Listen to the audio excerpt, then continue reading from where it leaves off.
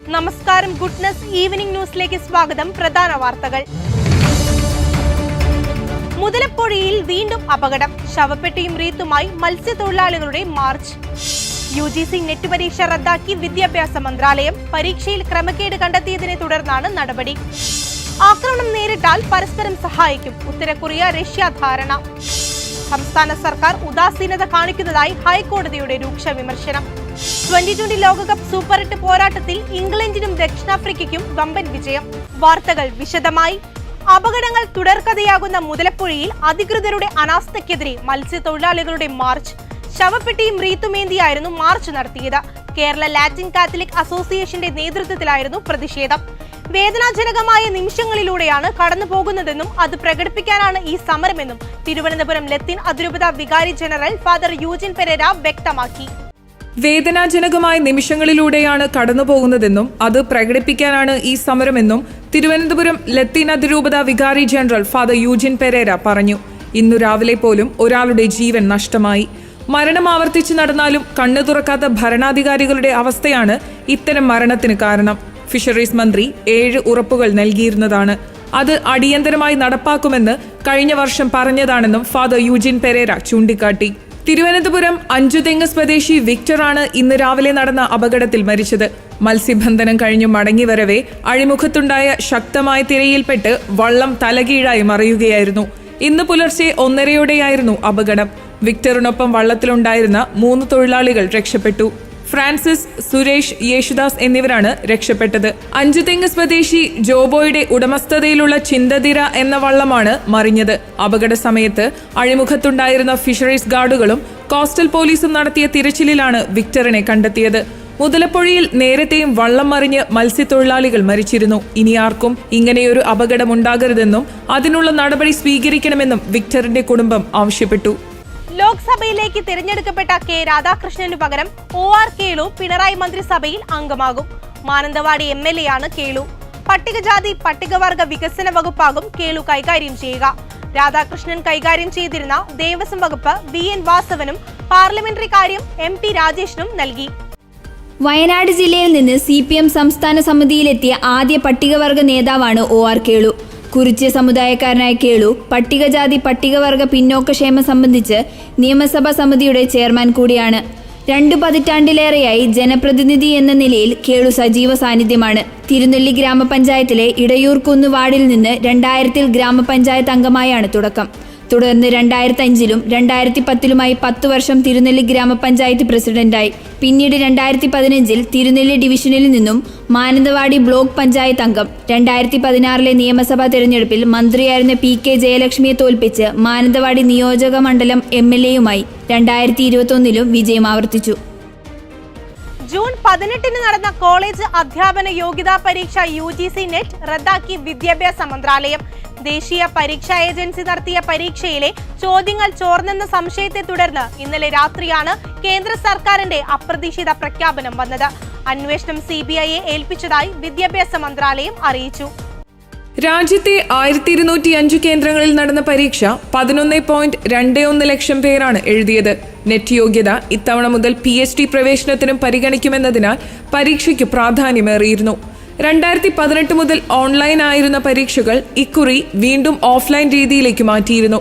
കേന്ദ്ര ആഭ്യന്തര മന്ത്രാലയത്തിലെ ഇന്ത്യൻ സൈബർ ക്രൈം കോർഡിനേഷൻ സെന്ററിന് കീഴിലുള്ള national cyber crime threat analytics യൂണിറ്റാണ് പരീക്ഷയിൽ ക്രമക്കേട് നടന്നെന്ന സൂചനകൾ കൈമാറിയത്.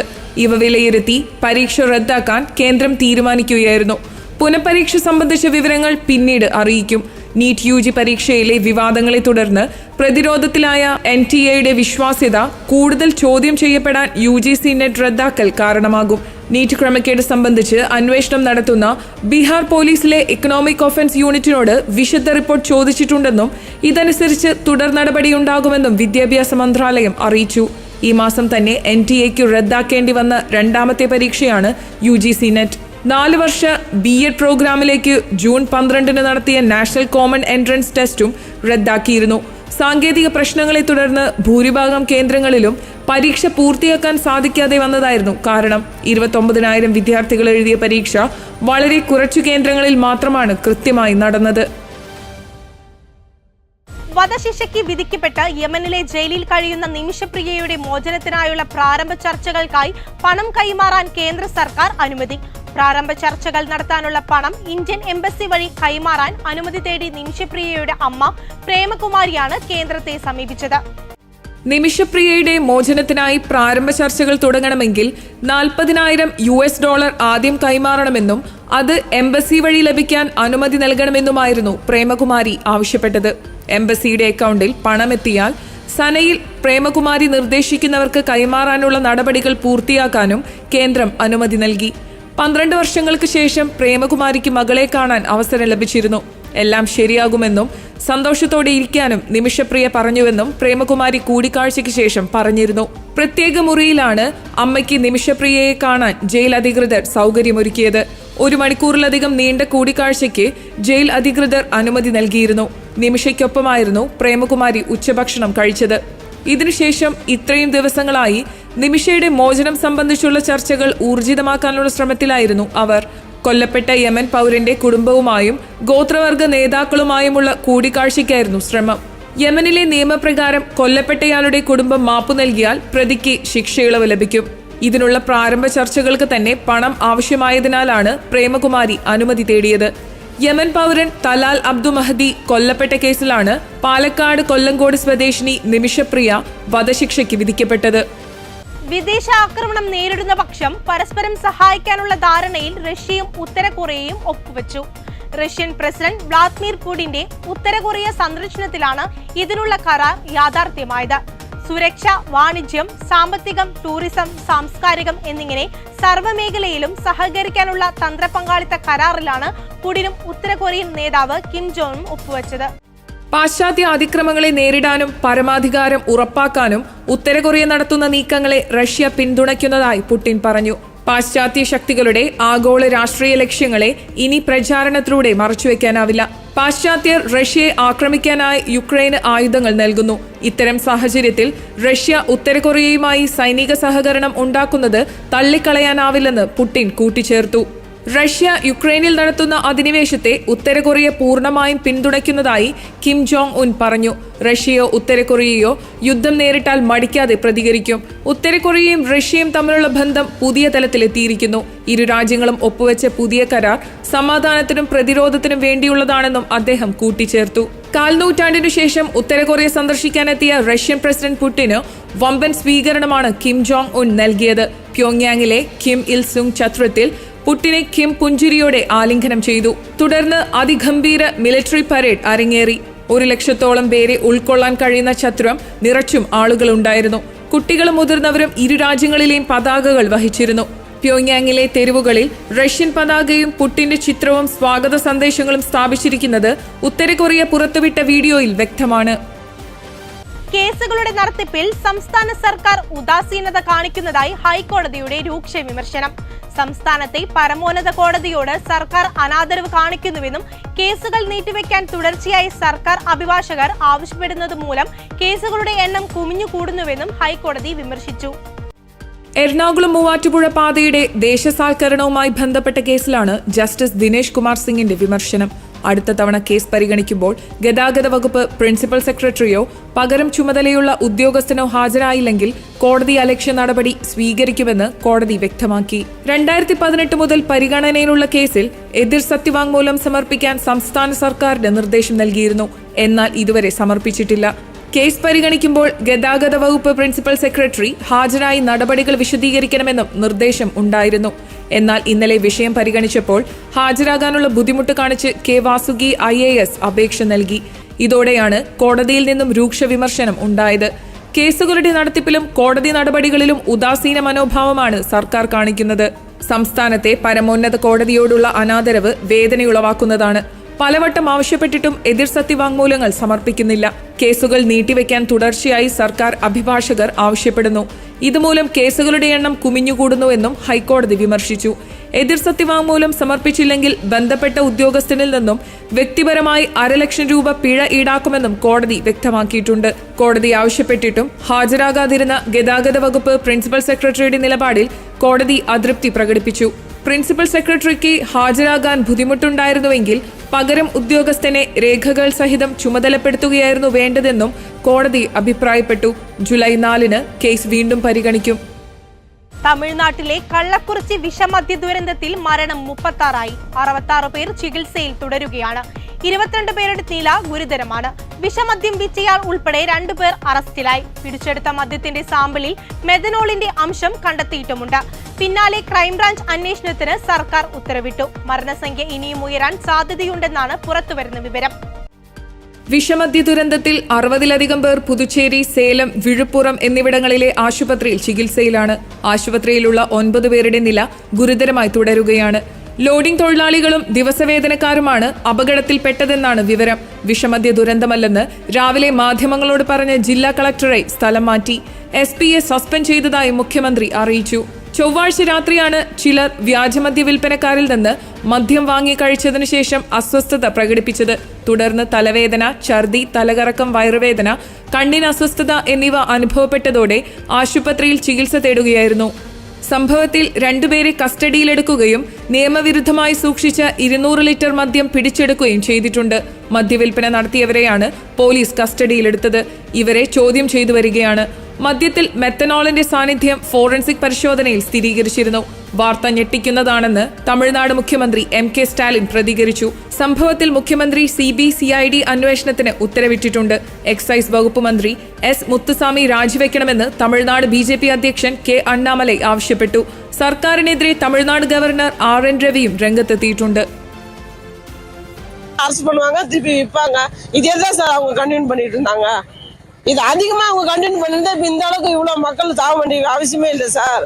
இது நாங்க என்ன நினைக்கிறோம்னா, கள்ளச்சாராய வியாபாரிகளும் കാവൽതുറയും ചേർന്ന് കൂട്ടാകെ ചെയ്ത വ്യാപാരமாக பார்க்கிறோம்.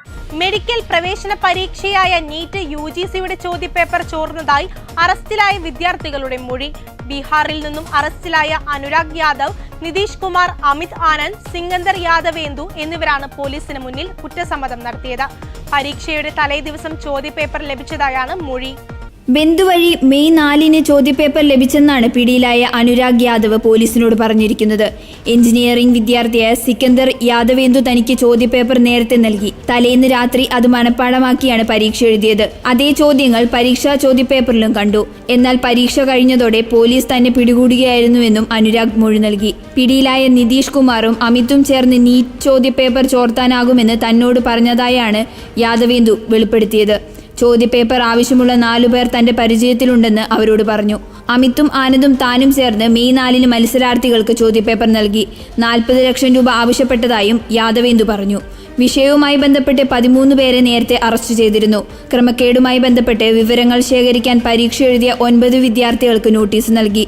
ക്രമക്കേട് നടത്താൻ സഹായിച്ചവർക്ക് നൽകിയെന്ന് സംശയിക്കുന്ന 6 ചെക്കുകളും അന്വേഷണ സംഘം പിടിച്ചെടുത്തിട്ടുണ്ട്. ചോദ്യപേപ്പർ ചോർത്തി നൽകാമെന്ന് വാഗ്ദാനം നൽകിയവർ 30 ലക്ഷം രൂപ വരെ ആവശ്യപ്പെട്ടെന്നാണ് വിദ്യാർത്ഥികളുടെ രക്ഷിതാക്കൾ നൽകിയ മൊഴി. ക്ഷേമ പെൻഷൻ കുടിശ്ശിക സംബന്ധിച്ച് നിയമസഭയിൽ പ്രതിപക്ഷം അവതരിപ്പിച്ച അടിയന്തര പ്രമേയ നോട്ടീസിന് അടിയന്തര സ്വഭാവമില്ലെന്ന് ധനമന്ത്രി KN ബാലഗോപാൽ. വിഷയത്തിൽ പ്രതിപക്ഷം മുതലെടുപ്പ് നടത്തുകയാണ്. ഉമ്മൻചാണ്ടിയുടെ കാലത്ത് 18 മാസം കുടിശ്ശികയുണ്ടായിരുന്നു. നിലവിൽ 5 മാസത്തെ കുടിശ്ശിക ഉണ്ടെന്നും സമയബന്ധിതമായി കുടിശ്ശിക കൊടുക്കുമെന്നും മന്ത്രി വ്യക്തമാക്കി. പെൻഷൻ കുടിശ്ശിക വിഷയത്തിന് അടിയന്തര പ്രാധാന്യമില്ലെന്ന ധനമന്ത്രിയുടെ പ്രസ്താവനയ്ക്കെതിരെ അടിയന്തര പ്രമേയ നോട്ടീസ് കൊണ്ടുവന്ന് PC വിഷ്ണുനാഥ് രംഗത്തെത്തി. തെരഞ്ഞെടുപ്പ് തോൽവിയിൽ നിന്നും സർക്കാർ ഒരു പാഠവും പഠിച്ചിട്ടില്ല എന്ന് വ്യക്തമാക്കുന്നതാണ് ധനമന്ത്രിയുടെ നിലപാടെന്ന് അദ്ദേഹം പറഞ്ഞു. ഉമ്മൻചാണ്ടി സർക്കാരിന്റെ കാലത്ത് 18 മാസത്തെ കുടിശ്ശിക ഉണ്ടെന്ന പ്രസ്താവന തെറ്റാണ്. പെൻഷൻ അവകാശമല്ല, സഹായമാണെന്ന് ഹൈക്കോടതിയിൽ സർക്കാർ സത്യവാങ്മൂലം നൽകി. ക്ഷേമ പെൻഷനിൽ നിന്ന് സർക്കാർ മെല്ലെ പിൻവാങ്ങുകയാണെന്നും വിഷ്ണുനാഥ് പറഞ്ഞു. പെൻഷൻ നൽകാൻ ഇന്ധന സെസ് ഏർപ്പെടുത്തിയിട്ടും സർക്കാർ പറ്റിക്കുകയാണ്. ഉമ്മൻചാണ്ടിയുടെ കാലത്ത് പലർക്കും പെൻഷൻ കിട്ടുമായിരുന്നു. തെരഞ്ഞെടുപ്പിൽ എന്തുകൊണ്ട് LDF തോറ്റു എന്നറിയാൻ ഒരു നിർമ്മാണ തൊഴിലാളിയെ കണ്ടാൽ മതി. അല്ലാതെ 3 ദിവസം ചർച്ച ചെയ്യേണ്ട ആവശ്യമില്ലെന്നും വിഷ്ണുനാഥ് പറഞ്ഞു. സ്റ്റാറ്റ്യൂട്ടറി പെൻഷൻ രാജ്യത്ത് നിർത്തലാക്കിയത് മൻമോഹൻ സിംഗ് ആണെന്ന് ധനമന്ത്രി KN ബാലഗോപാൽ തിരിച്ചടിച്ചു. പെൻഷനിൽ ആശങ്ക വേണ്ടെന്നും കുടിശ്ശിക ഉടൻ തീർക്കുമെന്നും അദ്ദേഹം കൂട്ടിച്ചേർത്തു. മന്ത്രിയുടെ വിശദീകരണത്തിന്റെ അടിസ്ഥാനത്തിൽ അടിയന്തര പ്രമേയത്തിന് സ്പീക്കർ അനുമതി നിഷേധിച്ചു. വിഷയം അതീവ ഗുരുതരമാണെന്ന് പ്രതിപക്ഷ നേതാവ് VD സതീശൻ പറഞ്ഞു. കുടിശ്ശികയുടെ കാര്യത്തിൽ സർക്കാർ കള്ളം പറയുന്നു. നിലവിൽ 6 മാസത്തെ കുടിശ്ശികയുണ്ട്. ഉമ്മൻചാണ്ടിയുടെ കാലത്ത് 18 മാസത്തെ പെൻഷൻ കുടിശ്ശിക ഉണ്ടായിരുന്നെന്ന് ധനമന്ത്രി പറഞ്ഞത് ശരിയല്ലെന്നും പ്രതിപക്ഷ നേതാവ് വ്യക്തമാക്കി. സ്പോർട്സ് 2020 ലോകകപ്പ് വിശേഷങ്ങളിലേക്ക്.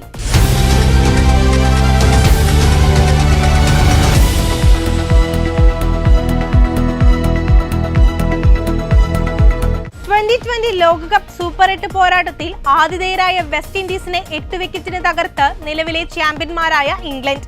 ആദ്യം ബാറ്റ് ചെയ്ത വിൻഡീസ് ഉയർത്തിയ 181 റൺസിന്റെ വിജയലക്ഷ്യം ഫീൽ സോൾട്ടിന്റെയും ജോണി ബെയർസ്റ്റോയുടെയും ബാറ്റിംഗിന്റെ കരുത്തിൽ ഇംഗ്ലണ്ട് 17.3 ഓവറിൽ 2 വിക്കറ്റ് നഷ്ടത്തിൽ മറികടന്നു. അതേസമയം സൂപ്പർ 8-ൽ ആദ്യമായി ഇന്ത്യ ഇന്ന് അഫ്ഗാനിസ്ഥാനെ നേരിടും. സോൾട്ട് 47 പന്തിൽ 87 റൺസുമായി പുറത്താകാതെ നിന്നപ്പോൾ ബെയർസ്റ്റോ 26 പന്തിൽ 48 റൺസ് അടിച്ച് പുറത്താകാതെ നിന്നു. സ്കോർ: വെസ്റ്റ് ഇൻഡീസ് 20 ഓവറിൽ 180 റൺസും 4 വിക്കറ്റും, ഇംഗ്ലണ്ട് 17.3 ഓവറിൽ 181 റൺസും 2 വിക്കറ്റുമായിരുന്നു. വിൻഡീസ് ഉയർത്തിയ വിജയലക്ഷ്യത്തിലേക്ക് ബാറ്റ് വീശിയ ഇംഗ്ലണ്ടിന് ക്യാപ്റ്റൻ ജോസ് ബട്ട്ലറും ഫിൽ സോൾട്ടും ചേർന്ന് തകർപ്പൻ തുടക്കമാണ് നൽകിയത്. പവർ പ്ലേയിൽ വിക്കറ്റ് നഷ്ടത്തിൽ ഇരുവരും ചേർന്ന് 58 റൺസ് അടിച്ചു. എന്നാൽ പവർ പ്ലേക്ക് പിന്നാലെ ബട്ട്ലർ മടങ്ങിയപ്പോൾ പിന്നീട് വിൻഡീസ് പിടിമുറുക്കി. 1 ഡൗൺ ആയി എത്തിയ മൊയ്ൻ അലിക്ക് സോൾട്ടിനൊപ്പം തകർത്തടിക്കാൻ കഴിയാതിരുന്നതോടെ 10 ഓവർ പിന്നിടുമ്പോൾ ഇംഗ്ലണ്ട് 83 റൺസിലെത്തിയതേ ഉണ്ടായിരുന്നുള്ളൂ. 11-ാം ഓവറിൽ മൊയ്ൻ അലി പുറത്തായ ശേഷം ക്രീസിലെത്തിയ ജോണി ബെയർസ്റ്റോ സോൾട്ടിനൊപ്പം തകർത്തടിച്ചതോടെ ഇംഗ്ലണ്ട് വീണ്ടും ട്രാക്കിലായി. നേരത്തെ ടോസ് നഷ്ടമായി ആദ്യം ബാറ്റ് ചെയ്ത വിൻഡീസിന് തകർപ്പൻ തുടക്കം ലഭിച്ചെങ്കിലും ഫിനിഷിംഗിൽ പിഴച്ചു. ഓപ്പണർ ബ്രാൻഡൻ കിങ് റിട്ടയർഡ് ഹേർട്ടായ ശേഷം ജോൺസൺ ചാൾസും നിക്കോളാസ് പുരാനും മികച്ച കൂട്ടുകെട്ടുണ്ടാക്കിയെങ്കിലും സ്കോറിംഗ് വേഗം കുറവായിരുന്നു. അവസാന ഓവറുകളിൽ തകർത്തടിച്ച ക്യാപ്റ്റൻ റോവ്മാൻ പവലും ഷെറഫൈൻ റൂദർഫോർഡും ചേർന്നാണ് വിൻഡീസിനെ 180-ൽ എത്തിച്ചത്. മറ്റൊരു മത്സരത്തിൽ യുഎസിനെതിരെ ദക്ഷിണാഫ്രിക്കയ്ക്ക് 18 റൺസ് ജയം. ആദ്യം ബാറ്റ് ചെയ്ത ദക്ഷിണാഫ്രിക്ക 4 വിക്കറ്റ് നഷ്ടത്തിൽ 194 റൺസ് എടുത്തു. മറുപടി ബാറ്റിംഗിൽ 6 വിക്കറ്റ് നഷ്ടത്തിൽ 176 റൺസ് എടുക്കാനേ യുഎസിന് സാധിച്ചുള്ളൂ. ദക്ഷിണാഫ്രിക്കയ്ക്കായി ഓപ്പണർ ക്വിന്റൻ ഡികോക്ക് അർദ്ധ സെഞ്ചുറി നേടി. 40 പന്തുകൾ നേരിട്ട ക്വിന്റൻ 74 റൺസ് എടുത്ത് പുറത്തായി. സ്കോർ 16-ൽ നിൽക്കെ തന്നെ ദക്ഷിണാഫ്രിക്കയ്ക്ക് ഓപ്പണർ റീസ ഹെൻറിക്സിനെ നഷ്ടമായിരുന്നു. ക്യാപ്റ്റൻ എയ്ഡൻ മാർക്രവും ഡിക്കോക്കും കൈകോർത്തതോടെ ദക്ഷിണാഫ്രിക്കൻ സ്കോർ കുതിച്ചു. 61 റൺസാണ് ദക്ഷിണാഫ്രിക്ക പവർ പ്ലേയിൽ നേടിയത്. ഇതോടെ ഗുഡ്നസ് ഈവനിംഗ് ന്യൂസ് സമാപിച്ചിരിക്കുന്നു. കൂടുതൽ വാർത്താ അപ്ഡേറ്റുകൾക്കായി ഗുഡ്നസ് ന്യൂസ് ഓൺലൈൻ സന്ദർശിക്കുക. നന്ദി.